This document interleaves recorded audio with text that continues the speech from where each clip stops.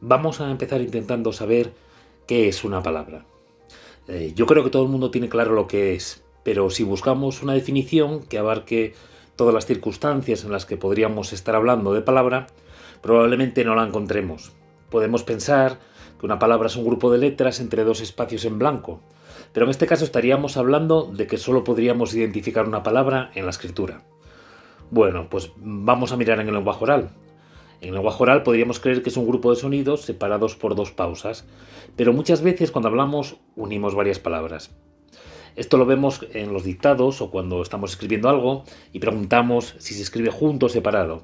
La típica pregunta de, por ejemplo, ¿a la vez se escribe junto o separado? Y preguntamos esto porque cuando la pronunciamos lo hacemos como si las tres palabras formasen una sola.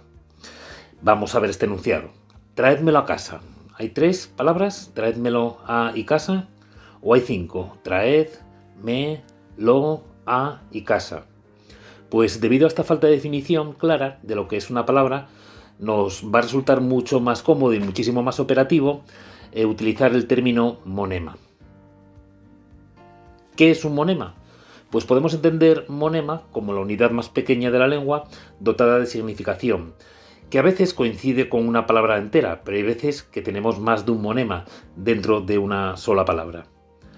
Así, por ejemplo, en el niño escribía en clase, nadie puede discutir que tenemos 5 palabras, pero también tenemos 7 monemas. Vamos a llamar la atención sobre todo en la palabra niño y en la palabra escribía.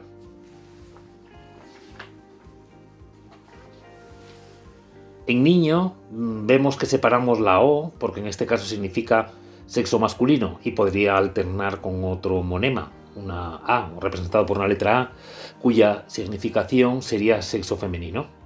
Podemos deducir entonces que niña es un monema que significa persona de corta edad y que la O y la A que podríamos añadir son monemas que marcarían el sexo o significarían pues sexo masculino o sexo femenino respectivamente.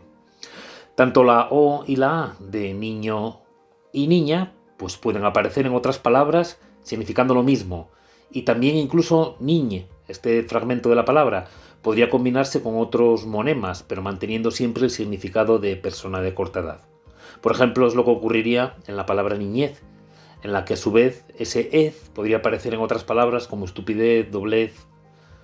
De la misma manera, en escribía encontramos un monema scrib que nos indica acción de trazar letras, y otro que nos indica que esa acción es en pasado, pretérito, esa acción no estaba acabada, entonces sería imperfecto, es una acción que podemos considerar que es real, o sea que es modo indicativo, y el que la hizo, esa acción, es una sola persona, singular, y es o el que habla, primera persona, o del que se habla, tercera persona. Como conclusión, vemos que en una palabra puede haber varias partes que tienen significación.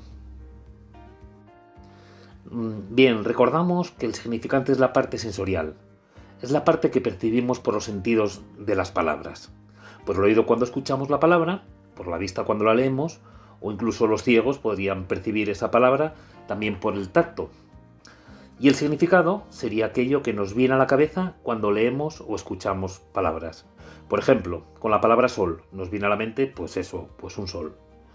Con soles nos viene también el concepto de sol, que aparece en rojo, pero esta vez añade el significado de más de uno.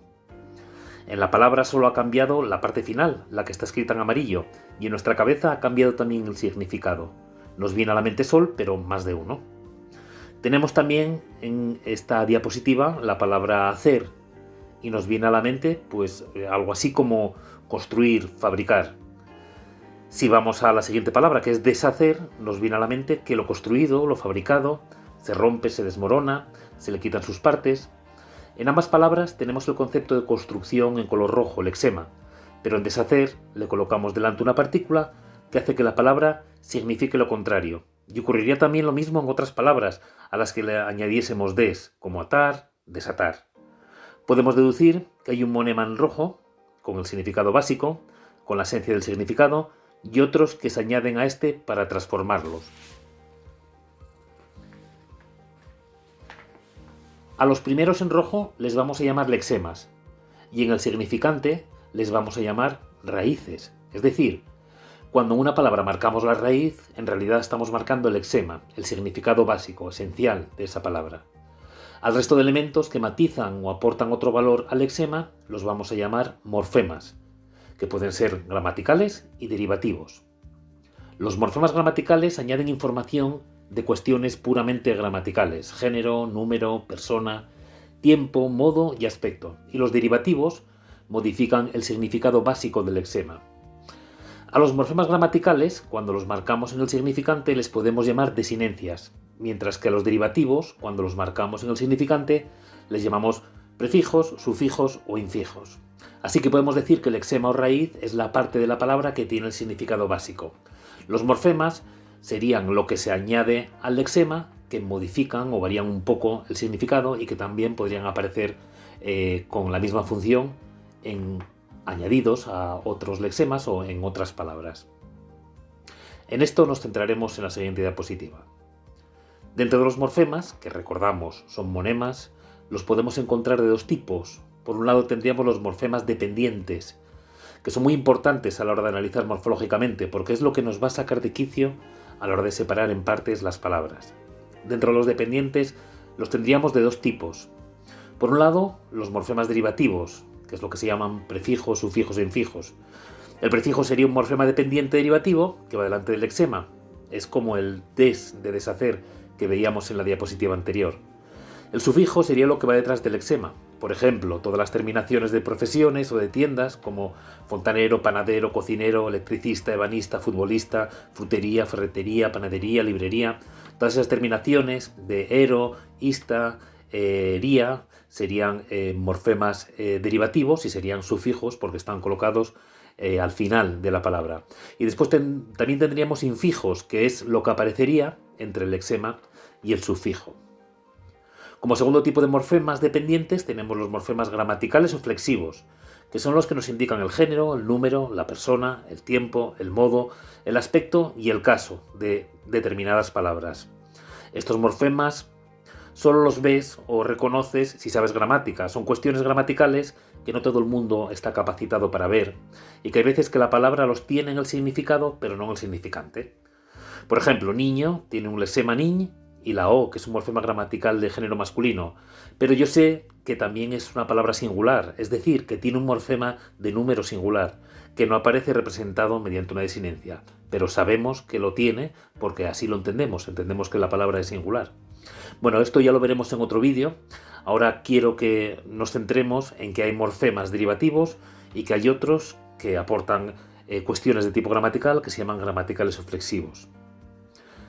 Frente a los morfemas dependientes tenemos los morfemas independientes, que como bien dice su nombre, son independientes, es decir, no necesitan unirse a un lexema, son verdaderas palabras, pero sin significado.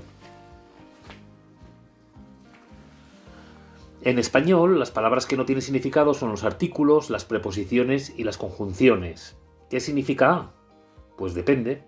¿Qué significa las o qué significa y? Pues estas palabras no tienen significado, pero sí que sirven para relacionar a otras palabras. Así, por ejemplo, el verbo ir con Madrid se podría relacionar con la preposición hacia, voy hacia Madrid, o con la preposición a, voy a Madrid. Ojo, en algunos libros incluyen a los pronombres y a los determinativos. Yo creo que una palabra que puede realizar una función sintáctica es porque en realidad tiene significado. En una oración muy corta, pero oración como yo como, yo que es un pronombre, funciona como sujeto.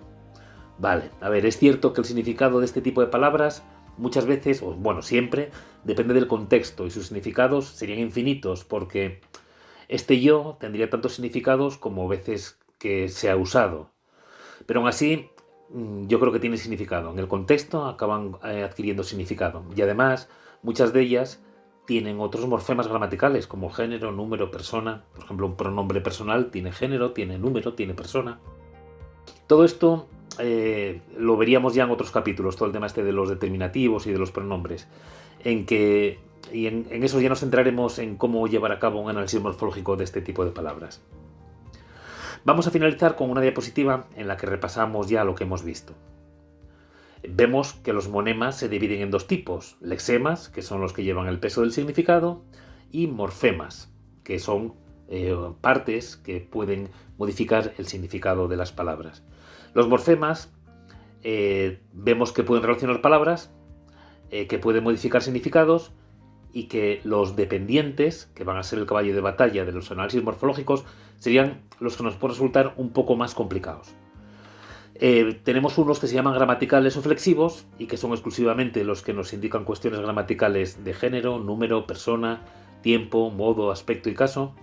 Y después tendríamos los derivativos, que son los que modifican el significado del lexema y que tendríamos prefijos, si van colocados delante del lexema, sufijos, si van colocados detrás del lexema, y tendríamos también los infijos, que irían entre el lexema y el sufijo. Estos recordamos que modifican el significado, pero que no aportan nada de tipo gramatical.